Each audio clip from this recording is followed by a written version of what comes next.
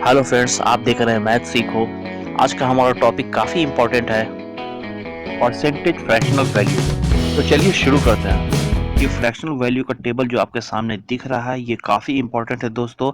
ये जितने भी लिस्ट हैं फ्रैक्शनल वैल्यू के, कुछ कुछ छूट भी गए होंगे। जितने भी ये लिस्ट आपको दिख रहे हैं, ये आपको एकदम रट जाना है, आपको एकदम याद कर लेना है। इसका यूज़ आपको हर क्वेश्चन में हर जगह होगा, क्योंकि आजकल बैंक के एग्जामिनेशन में कैलकुलेशन काफ़ी तेज़ करना पड़ता है। आपके पास वक्त होता ही नहीं है, इसको तो आपको एकदम याद करना ही करना है।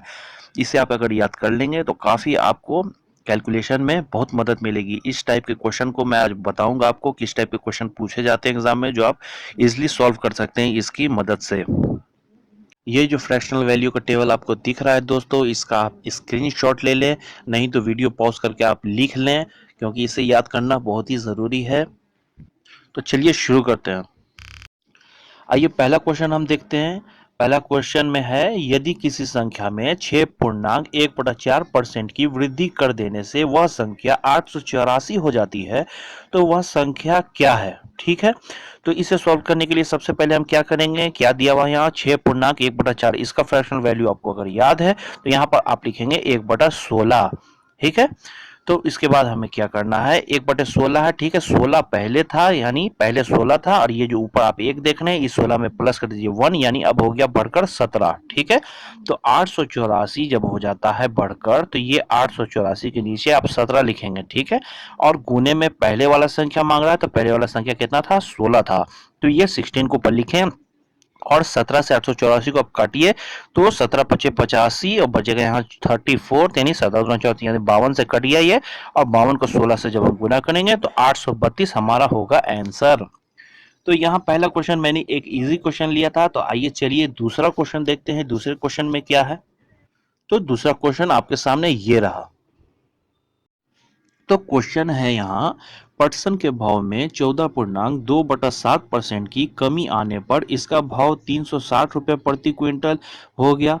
इसका प्रारंभिक भाव प्रति क्विंटल कितना था? ठीक है, तो यहाँ कमी हो रही है। ठीक है, 14.2/7% कमी हो रही है, तो इसका फ्रैक्शनल वैल्यू अगर आपको याद है तो यहाँ आप 14.2/7 बराबर लिख सकते हैं 1/7।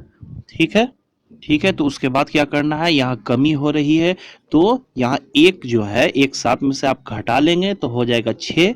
ठीक है, तो कमी होकर 360 हो जाती है, तो 360 के नीचे आप कमी लिखेंगे, यानी कि 6 लिखेंगे, और आपको पहले का मूल्य लिखना था प्रारंभिक, तो प्रारंभिक में कितना था, 7 था, तो ऊपर आप 7 से गुना करेंगे तो 360 6 से कट जाएगा, तो हो जाएगा 60, 7 6 42, यानी कि 420 हो गया आंसर। अब आइए दूसरा क्वेश्चन देखते हैं। तो अगला क्वेश्चन आपके सामने ये रहा, एक वर्ग की लंबाई तथा चौड़ाई में क्रमशः 40% तथा 30% वृद्धि करने पर प्राप्त आयत का क्षेत्रफल दिए गए वर्ग के क्षेत्रफल से कितना प्रतिशत अधिक होगा? तो यहाँ ये क्वेश्चन आप देख रहे हैं दोस्तों, ये काफी इजी क्वेश्चन है जो आपको एसएससी में पूछे जा सकते हैं, लेकिन आजकल ऐसे क्वेश्चन नहीं पूछे जाते हैं, काफी फ्रैक्शनल वैल्यू वाले क्वेश्चन आते हैं, वो भी मैं आपको दिखलाऊंगा, लेकिन पहले ऐसे क्वेश्चन आएंगे तो आप देखिए पहले इसे, तो आसानी से आप सॉल्व कर लेंगे। तो यहाँ जैसे हमने यहाँ 100 रखा, ठीक है, इसमें 40% की पहले वृद्धि करेंगे तो हो जाएगा 140। ठीक है, उसके बाद फिर 30% की वृद्धि हो रही है, उसके बाद फिर हम 40 में 30% बढ़ा देंगे। ठीक है, तो यहाँ 40 गुने 130 भागा 100, यानी 2 जीरो यहाँ कट गया, तो 14 गुने 13, तो यहाँ हो गया 182, यानी 82% की वृद्धि हुई।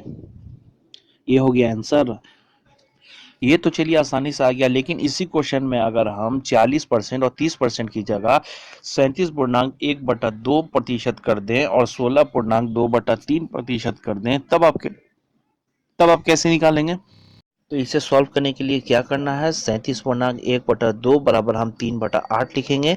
ठीक है, और 16.2/3 बराबर 1/6 लिखेंगे। ठीक है, उसके बाद देखिए क्या करना है, उसके बाद लिखना है आपको 100। ठीक है, 100 के बाद क्या हो रहा है, आपको 37.1/2% की वृद्धि हो रही है, यानी कि ये जो पहले कितना था, 8 था, और ऊपर कितना है, 3, तो ये 8 में 3 जुड़ जाएगा, यानी बाद में हो गया 11, 8 3 11 हो गया। तो आप ऊपर में 11 लिखेंगे, नीचे में 8 लिखेंगे गुना करके, ठीक। फिर गुने में क्या होगा, फिर बढ़ोतरी कितनी हो रही है 16.2/3%, यानी 1/6 की फिर बढ़ोतरी हो रही है। तो पहले कितना था 6 और एक ऊपर जो है ये हम 6 में प्लस करेंगे तो हो जाएगा 7। तो ऊपर हम लिखेंगे 7 और नीचे लिखेंगे 6। उसके बाद इसे हम सॉल्व करेंगे, यानी इसे जब हम गुना करेंगे उसके बाद फिर भागा करेंगे तो हमारा आंसर आएगा 168.41। तो यानी कि 60.41 हुई, ये हो गया हमारा आंसर। अब आइए दूसरा क्वेश्चन देखते हैं। तो अगला क्वेश्चन आपके सामने ये रहा। एक आयत की लंबाई में 37.1/2% की वृद्धि करने तथा चौड़ाई में 16.2/3% की कमी करने पर इसके क्षेत्रफल में कितने प्रतिशत की कमी आई या वृद्धि होगी। तो इसे सॉल्व करने के लिए आपको क्या करना पड़ेगा, सबसे पहले 37.1/2 इसके बराबर हम लिखेंगे 3/8 और 16.2/3 इसके बराबर हम लिखेंगे 1/6। तो सबसे पहले लंबाई में वृद्धि हो रही है, ठीक है। तो यहाँ हम लिखेंगे 100, ठीक है। 100 को गुने 8 में 3 हम जोड़ेंगे तो 8 3 11, यानी कि ऊपर 11 और नीचे हो जाएगा 8, ठीक है। उसके बाद 16.2/3% की कमी हो रही है, यानी ये 6 है, पहले 6 था। उसके बाद ये 1 जो है ये कमी हो रही है, यानी 6 में से 1 हम घटा देंगे तो हो जाएगा 5, ठीक है। तब ऊपर हम गुने में 5 लिखेंगे और नीचे हम 6 लिखेंगे। अब जब हम इसे गुना करेंगे और हम जब डिवाइड करेंगे उसके बाद हमारा आंसर आ जाएगा 114.58, यानी 14.58 की बढ़ोतरी हो रही है। ये हो गया हमारा आंसर। अब आइए दूसरा क्वेश्चन देखते हैं। तो दूसरा क्वेश्चन आपके सामने ये रहा।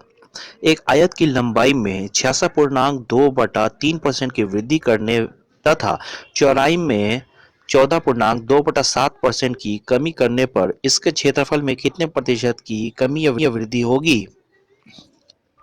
तो इसे सॉल्व करने के लिए सबसे पहले क्या करना है, 14 जैसे 66.2/3 है तो इसके बराबर हम लिखेंगे 2/3, और 14.2/7 है तो इसके बराबर हम लिखेंगे 1/7।